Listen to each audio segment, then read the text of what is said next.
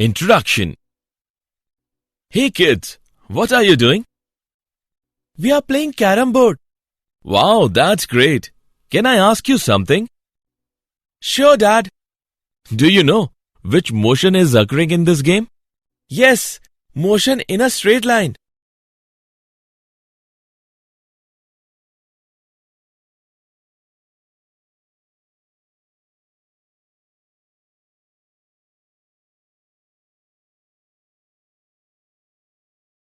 Objectives. At the end of this lesson, you will be able to define scalars and vectors, calculate multiplication of vectors, calculate addition and subtraction of vectors, understand resolution of vectors, define motion in a plane, define motion in a plane with constant acceleration, understand relative velocity, understand projectile motion, understand uniform circular motion.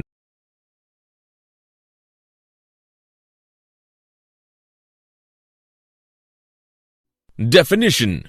Motion of an object in two dimensions is known as motion in a plane. In our daily life, we can see many activities in which motion is done in two dimensions. For example, an object fired into the air moves in a vertical two-dimensional plane.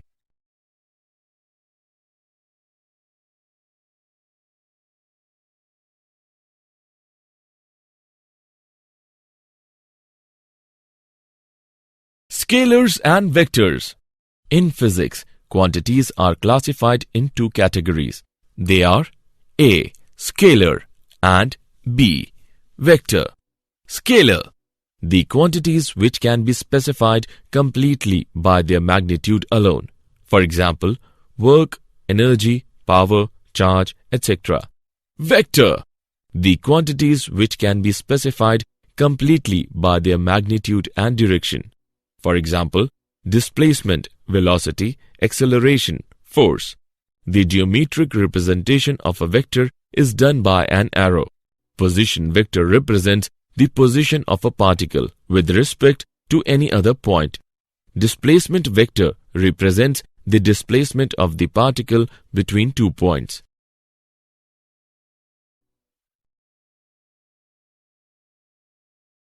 Multiplication of vectors. When a vector A is multiplied by a number say n, we obtain a vector V given by V vector is equal to n into A vector. Let's take an example. If a vector A is multiplied by 2, the resultant vector 2A vector is in the same direction as A vector and has a magnitude twice of A vector.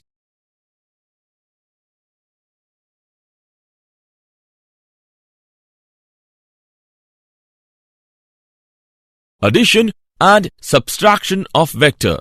Vector addition is done with the help of three laws. A. Triangle law. The sum of the vector A and vector B is R vector is equal to A vector plus B vector. B. Parallelogram law.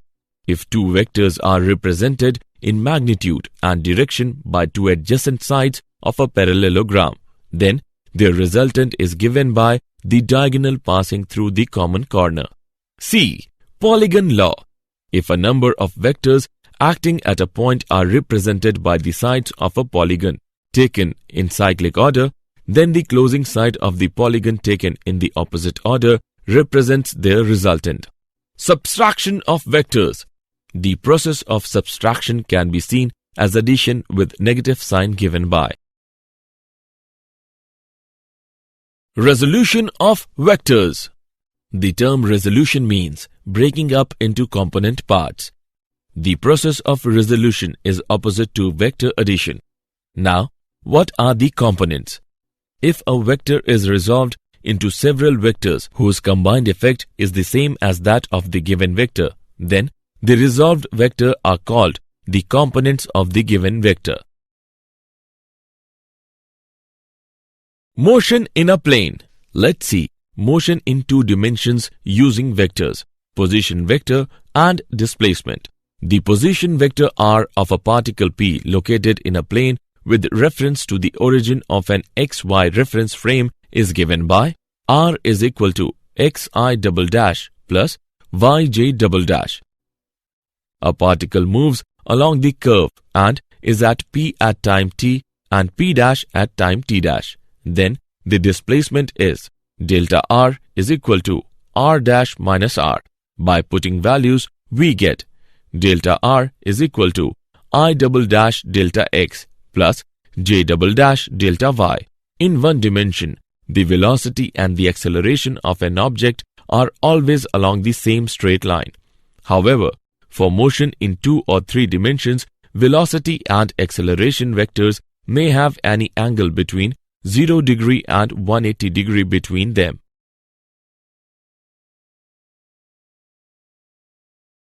Motion in a plane with constant acceleration. Let us take an example to understand. An object is moving in xy plane and its acceleration a is constant. Now, let the velocity of the object be nu naught at time t is equal to 0 and nu at time t. Nu is equal to nu naught plus at. This is the equation in component form. We conclude that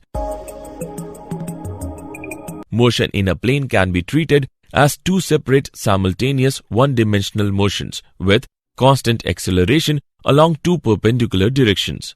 These results are also valid for 3-dimensional motion. Relative velocity. The velocity of the object with respect to the observer is obtained directly by subtracting the velocity of the observer from the velocity of the object. Velocities are represented by vectors and they are subtracted by vector method. Projectile motion. An object thrown into space with some initial velocity and then allowed to travel freely under gravity is called a projectile. For example, a bomb dropped from an aeroplane. A cricket ball hit by a batsman. Motion of an object projected with velocity nu naught and angle theta naught is shown in figure. The path of a projectile is a parabola. Time of flight of projectile is Tf is equal to 2 nu naught sin theta naught divided by g. Maximum height of a projectile is Hm is equal to nu naught sin theta naught square divided by 2g. The horizontal distance travelled by a projectile from its initial position to the position where it passes y is equal to 0 during its fall is called the horizontal range. Horizontal range of projectile is given by product of nu naught square and sin 2 theta naught divided by g.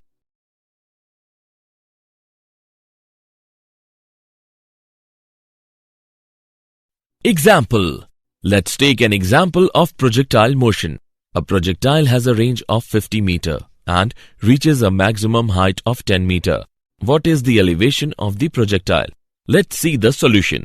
We know that horizontal range is equal to product of nu square and sin 2 theta divided by g. We derive the relation between height and range is given by h upon r is equal to 1 by 4 tan theta. On calculating this equation, we get the value of theta equals to 38.66 degree. Uniform circular motion. The revolution of an artificial satellite in a circular orbit around the Earth is an example of circular motion. The time taken by the particle to go round the circle once is called the time period of the particle.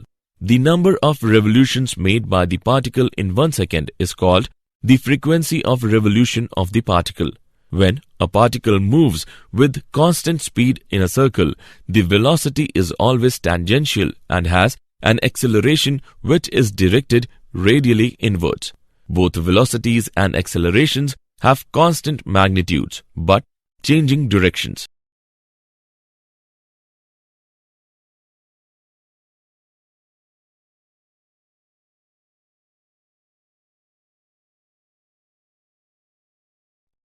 Did you know? The trajectory is a conic section like an ellipse or a parabola. This agrees with the observed orbits of planets and comets to a reasonably good approximation. Although, if a comet passes close to the Sun, then it is also influenced by other forces, such as the solar wind and radiation pressure. The kinematic equations for uniform acceleration do not apply to the case of uniform circular motion. The resultant acceleration of an object in circular motion is towards the center only if the speed is constant.